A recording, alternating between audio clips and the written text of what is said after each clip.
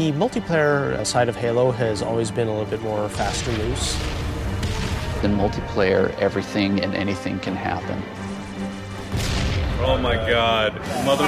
No. We need to be either as good as Halo 2, and obviously that is our bar, is as at least as good, better as Halo be better. Enjoy your walk back to the beach. While you're working on the project, the bar is sort of a moving target. It can be intimidating for sure.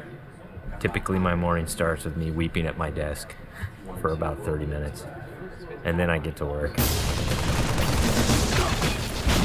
We've really gotten hardcore about instituting afternoon playtests. Okay, it's territories, 15-second respawn time. And it's become fundamental in how we're working on the game. Oh, Froman. Oh, you're so close. From day one, people have been in there playing it, which really refines the gameplay. It was horrible there. Oh, who broke territories? I think Halo 2 multiplayer has been played like 4 billion times. Competing against yourself is stressful. Coming up with these scenarios that people play over and over again. Now, how can we rethink that and create something that's new and interesting? We started getting more into these asymmetrical maps where it's offense versus defense, where that's a choke point that you want to hold. And I think high ground is an example of that. Some of the specific things that we tried out were having a wall that you have to get past. That sort of defined whether you won or lost the game. And then we stuck some towers in, and we put AI gunners on all the towers. So as you're running up the hill, you're just getting tagged by all these AI guys. That's the direction that we went. We're like, whoa, that's way too hard. In this version, the wall is actually perpendicular to the hill. And in the final version of High Ground, that wall has been rotated 45 degrees because it had 2 turrets up here as well as 2 turrets in the other tower. So there was a lot of firepower coming down on the hill. That got all simplified into 1 turret actually right above the gate, which we felt was not as brutal to the attackers. It's pretty obvious to us when we start working on these maps that they have to be fun for the 100th and the 200th and the 1000th time. You weren't figuring out the switches in the doors? Yeah, the glows are like you want to walk up and fight. Watching people run through your map challenges a lot of the assumptions you made about it. Like, oh, I think people will use this hill for sniping, like, and then no one uses it. Then you get great comments like, this map sucks, I hate this spot, I hate you.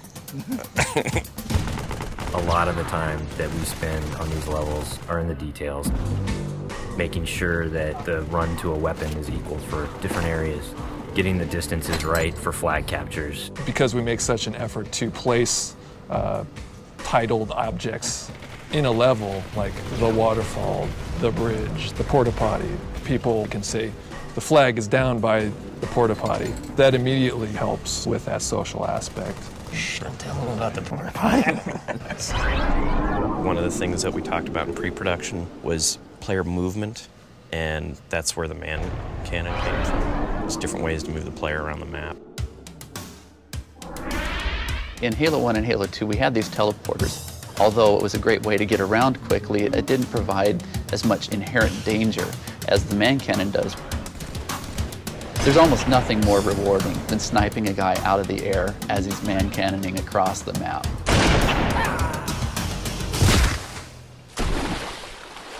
Whatever weapon that you start off every round with is going to really affect the decisions you make. There's this thing we didn't really identify in Halo 2, that if you spawn everybody with a dual-wieldable weapon like the SMG, it changed the game. People stop meleeing and people stop grenading because when you're dual-wielding, you can't do either of those. One of our weapon modelers, Tom Doyle, said, hey, this is a great chance to bring back the assault rifle from Halo 1.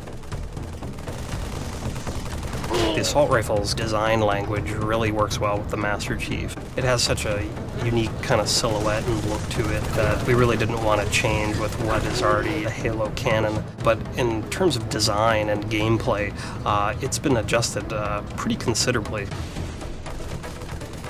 The weapon has a kind of a shallow clip, so it came down to how best do I use my melee attack, or how best do I use my grenades in order to tip that fight a little bit over in my favor.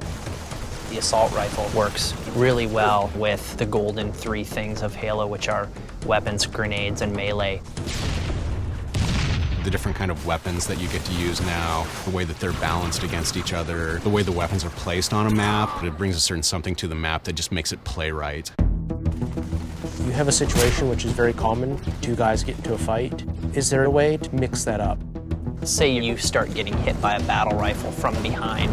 Let's say you have a bubble shield, you drop it, all of a sudden you're completely shielded from this guy who's firing on you. Or you have a trip mine and you realize a warthog is barreling towards you. But you deploy the trip mine at the last second. And yes, you die, but you take out those damn bastards that just ran you over.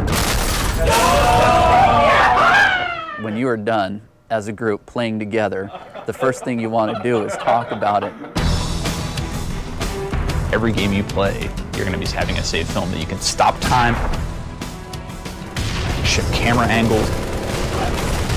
When you watch that, oh, look at that! No sucks! I think being able to share it with your friends makes the smack talk even more powerful because it's not just, oh, I just shot you in the head from across the map. It's, I just shot you in the head and let's watch it in slow-mo. It's really going to help people improve their play if they can see it from the enemy's perspectives. You'll be able to watch where they go, what weapons they pick up, in what order. We've done a lot of paper, we have all the specs, but there's a significant part of that that's not yet finished. The big challenge ahead of us now is to make sure that we get everything that we can in the game. We're going to be what we're going to be, and we think it's really good, but everybody's expecting it to be really good, so we got to beat those expectations somehow. That's what's tough, yeah. That's what makes me cry at my desk.